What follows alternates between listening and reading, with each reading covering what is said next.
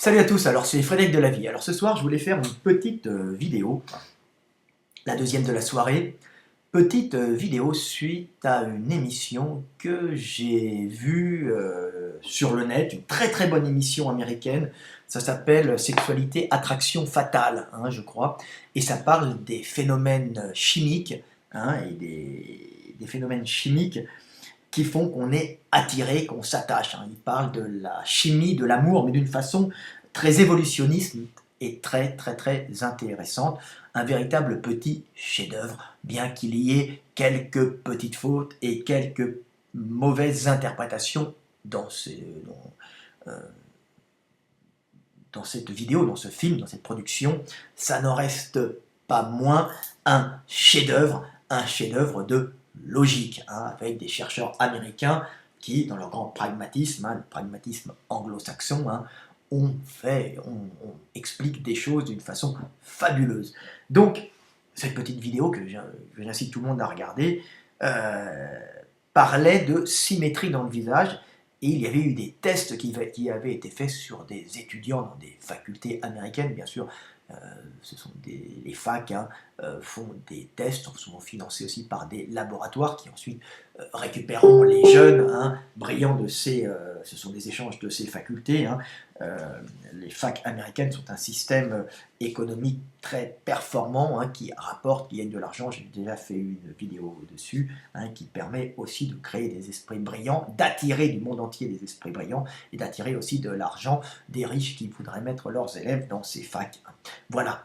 Donc, dans cette vidéo, on voyait que les hommes, d'après les tests qui avaient été faits dans certaines facultés, hein, les hommes et les femmes, hein, étaient attirés par les visages symétriques, hein, donc par la symétrie du visage. Alors effectivement, là, il disait que la symétrie du visage, hein, permettait de reconnaître un organisme de bonne constitution génétique, hein, donc avec une répartition des énergies, hein, donc dans ce corps, hein, dans la construction, une répartition énergétique lors de la construction de ce corps harmonieuse, comme quoi il n'y a pas eu une maladie d'un côté, une déformation due à un parasite ou due à une bactérie ou due à un virus qui aurait abîmé une partie de l'organisme. Donc là, rien d'exceptionnel, hein, on est attiré par les choses, par les gens qui sont plus ou moins symétriques, hein, ce qui est évident. Évidemment, si vous êtes comme ça, hein, ça prouvera que ou vous avez une atteinte nerveuse, hein, ou vous avez eu un retard de développement, peut-être génétique. Donc dans tous les cas, vous risquez peut-être d'être un mauvais partenaire sexuel, soit vous êtes handicapé, soit que vous risquez de transmettre un gène, hein, un peu défectueux. Voilà. Donc, ils étudiaient ça, et ils parlaient aussi du fait qu'on aimait aussi les femmes un peu lisses, avec les pommettes un peu rondes, hein, un visage lisse, un visage un peu gonflé, avec les mains un peu plus potelées, un peu plus rondes, un peu plus, ils appelaient ça symétrique. Alors ils donnaient cette symétrie, c'était entre guillemets une symétrie, hein, ils donnaient les causes de cette symétrie.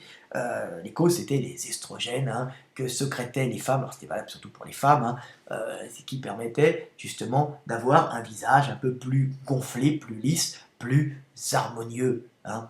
Donc je voulais juste corriger un peu cette vision des choses, hein. Nous sommes effectivement attirés par un visage légèrement peut-être gonflé, mais la cause de ce gonflement, hein, la cause de notre attirance n'est pas forcément et indirectement ce gonflement, mais c'est essentiellement les estrogènes qui n'avaient pas pour but à la base, la sécrétion d'estrogènes chez les femmes, hein, de montrer un visage un peu plus lisse. Elles avaient avant tout pour but, lors des périodes d'oestrus, hein, chez les femmes, de montrer un gonflement des muqueuses, hein. Alors donc un gonflement en général un gonflement de la vulve et des fesses, par exemple chez nos ancêtres arboricoles, nos ancêtres des forêts, devaient avoir lors de leur période d'oestrus que nous avons perdu, hein. Période d'oestrus, c'est quand les femelles sont en période de fertilité, d'ovulation. À ce moment-là, elles vont indiquer aux hommes, soit par une sécrétion de phéromones, hein, soit par des signes extérieurs, comme chez par exemple les chimpanzés, le cul qui gonfle, qui devient tout rouge, hein, il gonfle parce qu'il fait de la rétention d'eau, hein, sous l'effet des estrogènes, il y a une meilleure irrigation, et il gonfle et il rougit, hein. hein. Pareil pour la vulve qui se met à gonfler et à couler un peu, hein. Donc ça va attirer les mâles, c'est très voyant. Et à ce moment-là, les femelles vont avoir un maximum de partenaires, des fois elles n'en ont qu'un seul, mais vont avoir le plus de partenaires, par exemple chez les chimpanzés, pour optimiser leurs chances de transmettre leur gène, qui se réduit par rapport au mâle, hein, sur quelques jours dans le mois, alors que le mâle, et après en plusieurs mois elles sont bloquées, alors que le mâle peut transmettre ses gènes tous les jours. Donc, pour être sûr, pour optimiser sa chance de transmettre ses gènes, la femme va, par un système inconscient bien sûr, va entrer en période d'oestrus, c'est-à-dire qu'elle va avoir des signes extérieurs et ou une attitude, des fois, hein, le cul en l'air, se promener, hein, comme les femelles des chats, hein, vous voyez, qui dressent leurs fesses et puis lèvent la queue en miaulant, comme ça, vous voyez, vous les connaissez, hein, et elles attirent tous les mâles de la région, hein. Donc ça s'appelle des périodes d'oestrus. Les femelles, les chiennes en ont aussi, par les odeurs en général et par l'attitude, hein. Hein, le chien est un animal olfactif, donc elles vont sécréter beaucoup d'odeurs, beaucoup de phéromones, mais vous voyez, chez les femelles chimpanzés, ce sont les estrogènes qui vont faire gonfler les muqueuses. Donc, chez les hommes, hein, nous avons, comme je l'ai expliqué, perdu ces périodes d'oestrus, et si nous sommes plutôt attirés par des visages symétriques et lisses, et sans rides, sans traits trop marqués chez les femmes, c'est avant tout simplement que ces visages évidemment se gonflent un peu d'estrogène, mais ils ne se gonflaient pas d'estrogène pour être lisses, ils se gonflaient d'estrogène pour essayer d'indiquer aux hommes, et en général à son proche, à son mâle, qu'on était réceptive et qu'on pouvait à ce moment-là faire l'amour. Donc, chez les chimpanzés, par exemple, chez nos ancêtres arboricoles, les femmes devaient, si vous voulez, avoir plusieurs partenaires quand elles avaient leur période d'oestrus, donc leur période de reproduction, hein, donc elles attiraient par leurs estrogènes en gonflant au niveau des muqueuses par un gros cul bien rouge et gonflé, hein, avec des callosités qui gonflent, hein, une vulve coulante, hein, une attitude un peu provocatrice. Bah, quand on est passé en savane, ça a complètement changé, hein, parce que les femmes devaient se faire nourrir en permanence, donc elles ont caché un peu leur période d'oestrus, hein, pour pouvoir être alimentées en permanence par les hommes. Il y a une sélection sur les groupes qui n'avaient pas, chez les femelles, de période d'oestrus très marquée, ce qui fait que le mâle, hein, leur mâle, était plutôt dans le doute, hein, dans le doute inconscient bien sûr, mais il était obligé de faire l'amour au hasard, si vous voulez, avec la femelle, pour pouvoir se reproduire. Donc il y a eu un masquage des périodes d'oestrus chez la femelle, parce que les femelles avec leurs petits dans les bras et leur bipédie ne pouvaient plus s'avancer, hein, se promener en savane, aller chercher leur nourriture elles-mêmes, car elles devenaient des proies potentielles pour les grands fauves qui sont très nombreux dans ces régions-là. C'était il y a plusieurs millions d'années, 3 à 4 millions d'années bien sûr, mais ça a marqué pendant 1 ou 2 millions d'années nos femelles. Donc il y a eu ce passage d'échange sexe contre nourriture,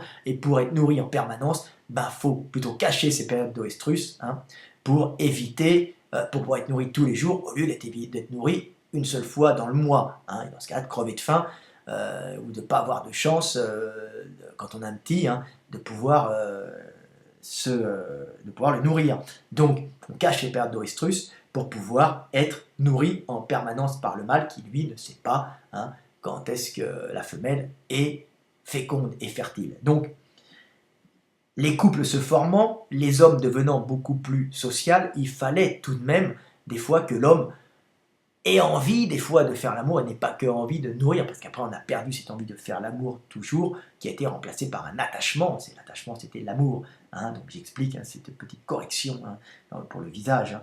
Donc les femmes continuaient à sécréter des estrogènes, mais elles gonflaient d'une façon beaucoup plus discrète, hein. Pourquoi? Parce que les couples se formaient, hein, un homme, une femme en général, hein, pour pouvoir aider des petits à croissance lente, parce que le cerveau grossit, hein, tellement, hein, c'est notre arme principale pour survivre, donc il grossit tellement dans le ventre de la maman, hein, le petit sort avec un cerveau où il y a un développement prioritaire du cerveau, que le reste du corps est atrophié, donc le petit sort inachevé, avec un énorme cerveau et un corps moins développé, hein. Ce cerveau qui, après, au cours de l'éducation, fera ses connexions synaptiques et créera la personnalité de l'individu, avec une grosse base génétique, bien sûr.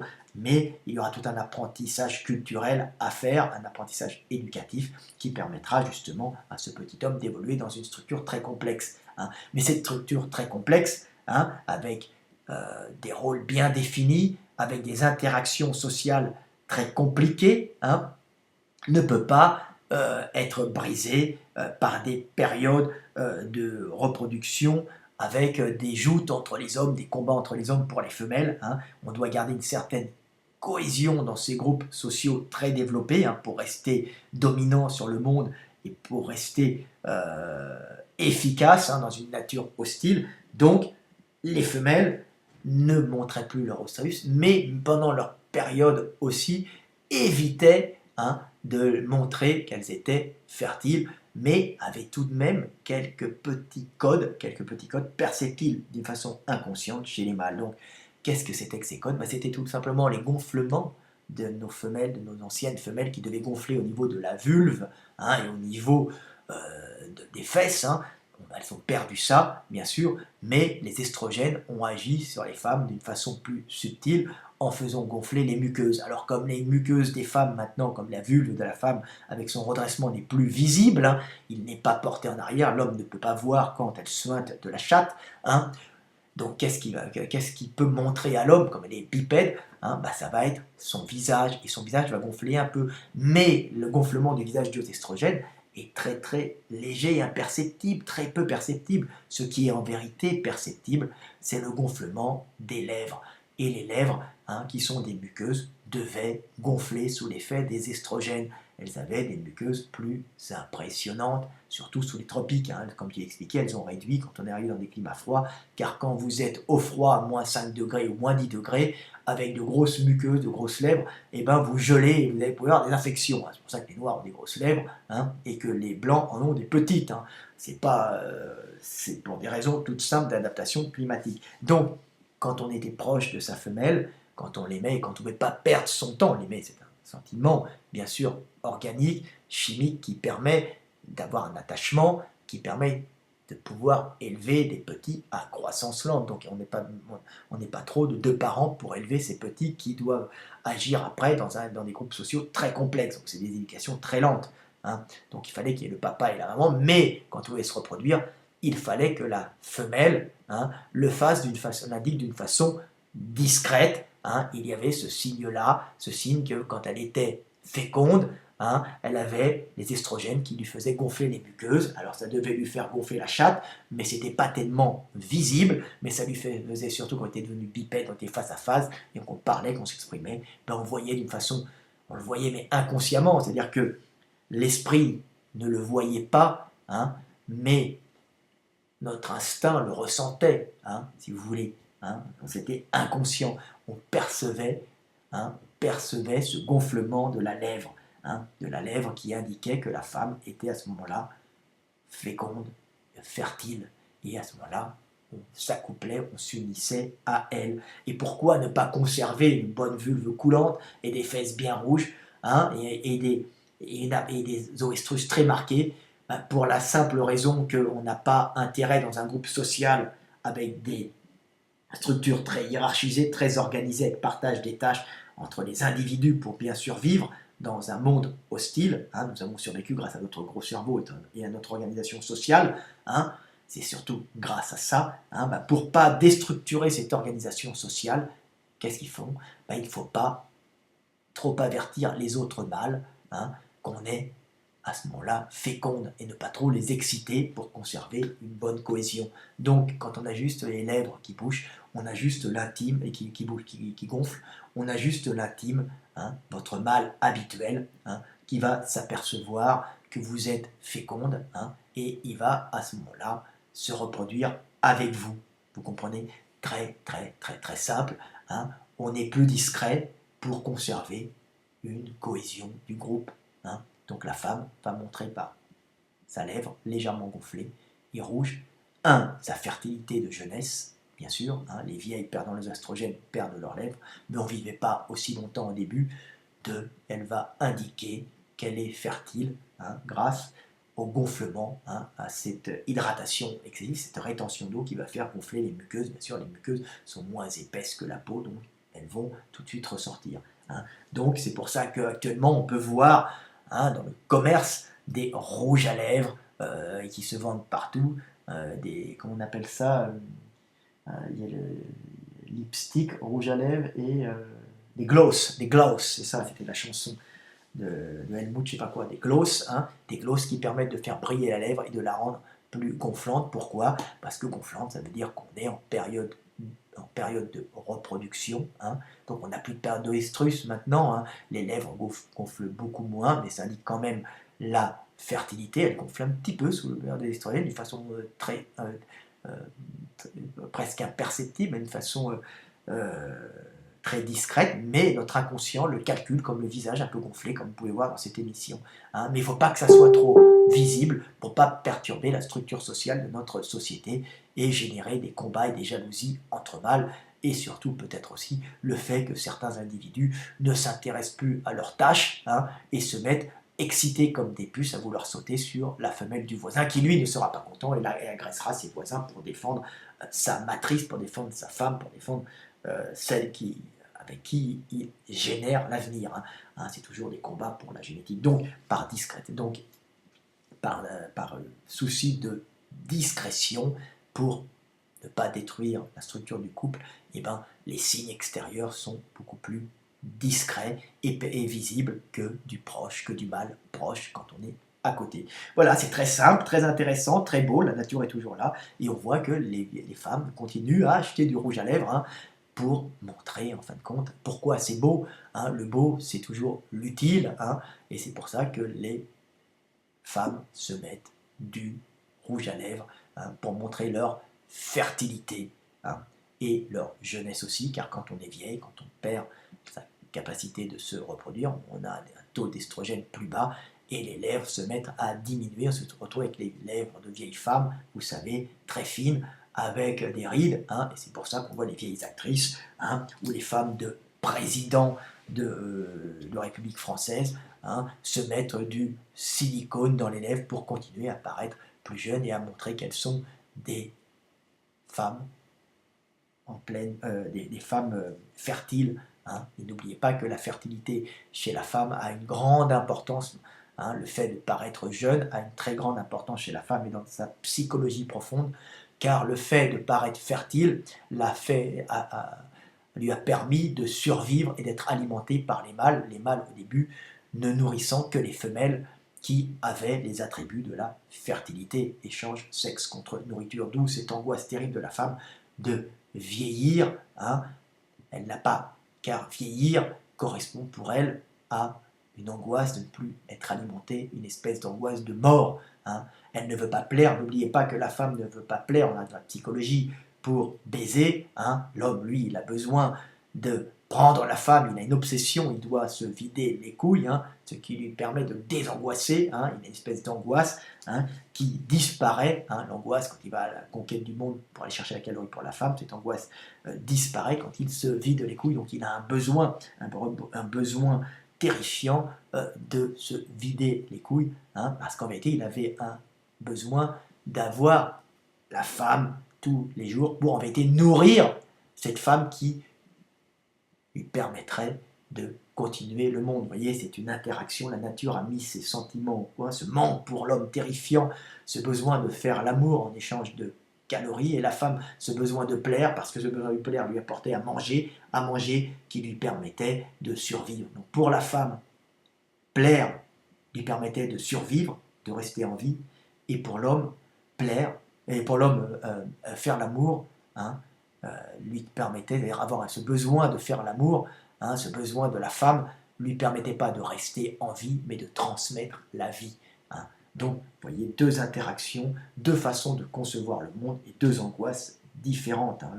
L'homme a l'angoisse du monde quand il part à la conquête du monde, et ce qui le rassure, c'est de retourner voir la femme et de se vider les couilles pour oublier ce monde hostile, hein. Mais en se vidant les couilles, il a un attachement à cette femme qui le déstresse. C'est-à-dire que pour l'homme, la femme, c'est la drogue qui va lui enlever ses angoisses, hein.